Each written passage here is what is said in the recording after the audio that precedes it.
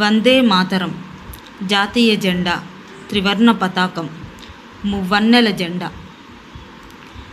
చూడగానే రోమాలు నిక్కబొడుచుకుని భక్తిభావం పెళ్ళుబుకి వచ్చే రంగులు. ఈ రంగులు భారత జాతి ఆశలకు ఆయువు పట్టునిచ్చే రంగులు. త్రివర్ణ పతాకం అనేది ఒక రకమైన జెండా లేదా బ్యానర్ రూపకల్పన. స్వాతంత్రం దినం నాడు మనం ఈ మువ్వన్నెల జెండాని ఎందుకు ఎగురవేసుకుంటున్నాము అనేది ఒక ప్రశ్న. అయితే ఇది 16వ శతాబ్దంలో రిపబ్లికనిజం, స్వేచ్ఛ లేదా వాస్తవానికి విప్లవానికి చిహ్నంగా ఉద్భవించింది. అప్పటికి భారతదేశం స్వాతంత్రానికి పొందడానికి కొద్ది రోజుల ముందే, అంటే 1947 జూలై 22న జరిగిన రాజ్యాంగ అసెంబ్లీ సమావేశంలో ఈ భారత పతాకాన్ని స్వీకరించారు. అప్పుడు 1947 ఆగస్టు 15 నుండి 1950 జనవరి మధ్యకాలంలో ఈ జెండా భారత ప్రభుత్వం జాతీయ జెండాగా పనిచేసింది. ఆ తర్వాత రిపబ్లిక్ ఆఫ్ ఇండియాగా రూపాంతరం చెందినప్పటి తర్వాత భారతదేశంలో త్రివర్ణ అనే పదం భారత జాతీయ జెండాని మాత్రమే సూచిస్తుంది.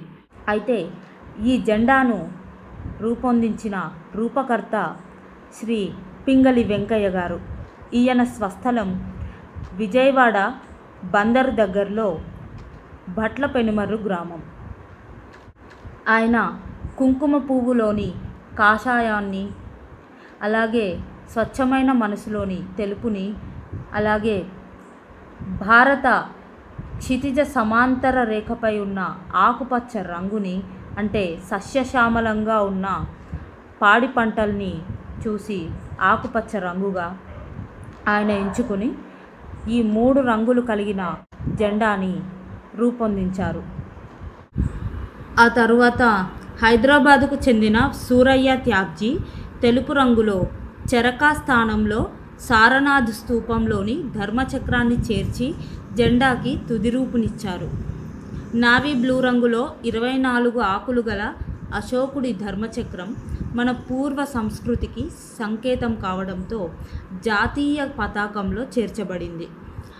అశోక చక్రం ధర్మానికి ప్రతీక. ఈ జెండాలోని 3 రంగులు, అశోక చక్రం మన జాతీయతను సూచిస్తుంది, అంటే ఈక్వాలిటీ ఆఫ్ నేషన్. జై హింద్.